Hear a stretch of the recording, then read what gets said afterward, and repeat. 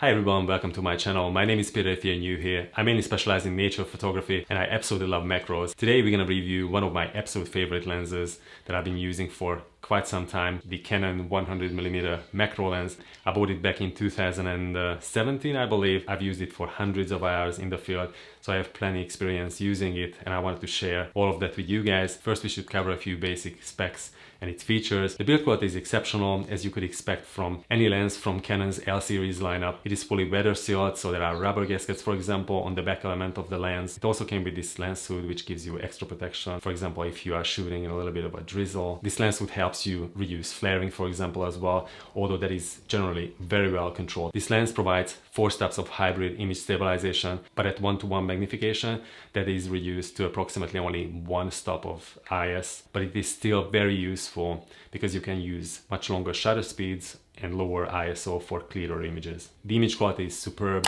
Even at f2.8 wide open, it is extremely sharp. When you step down to f4 and f5.6, for example, then it becomes even sharper. These are several shots that I just took this morning in the garden.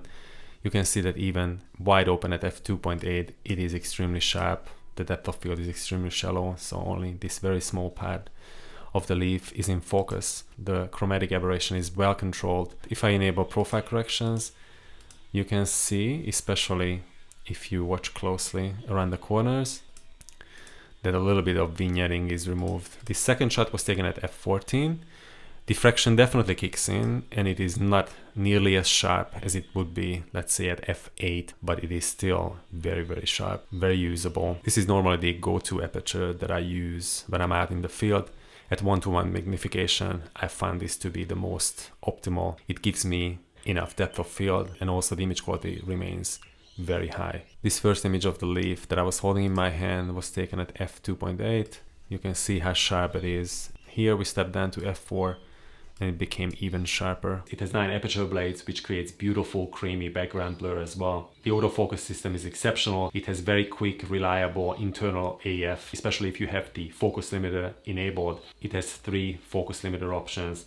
You have the full range and then from 0.5 meter to infinity, and also from the minimum focusing distance of 0.3 to 0.5, so 0.5 meter. I usually have the 0.3 to 0.5 enabled, so it focuses much quicker when I'm shooting subjects up close. Also, when you are using autofocus, it still has full-time manual override. The focusing ring is well placed, turns very smoothly, it's well damped. The minimum working distance is around 15 centimeters from the front element of the lens, and the minimum focusing distance is around 30 centimeters, which is quite easy to use. For example, with the Laowa 25mm ultra macro lens, you have to get much closer, almost 3 times closer to your subject, and that can be really difficult, especially when you are trying to capture very squiddish insects. On top of the lens, the little indicator shows you the focusing distance and also the magnification ratio. It comes with a 67mm filter thread, so you can easily attach a circular polarizer or ND filters. Some people use it with UV filters just for extra protection. I tend to avoid those because adding an extra element usually in general decreases the image quality overall. Lately I've been using it with the DCR-250 snap-on lens from Raynox,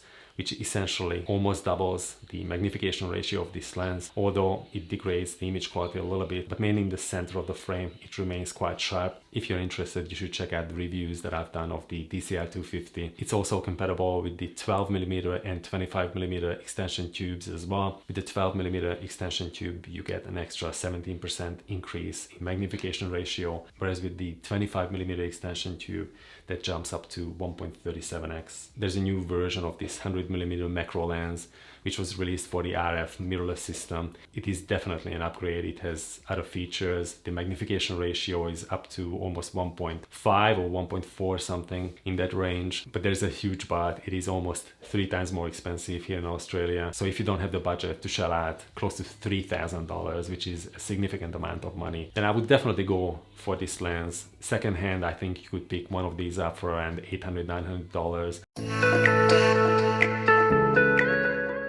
I absolutely love this lens. It is extremely well built, very versatile. The image quality is superb. Vignetting is apparent at f2.8, but it quickly disappears when you step down to f4. Distortions are well controlled. There's a little bit of pincushion distortion, which can be easily corrected in Lightroom by enabling profile corrections. The colors and contrast with this lens are excellent. The autofocus is very responsive, very reliable, especially with the focus limiter enabled. The image stabilization is extremely useful as well, especially when you can't use a flash or when you don't intend to use a flash. So then you can use longer shutter speeds, lower ISOs for maximum image quality. I hope this review helped you somewhat if you are considering purchasing this lens for your macro adventures. Thank you so much again for watching. Please subscribe if you enjoy the content, and see you guys very soon in the next one.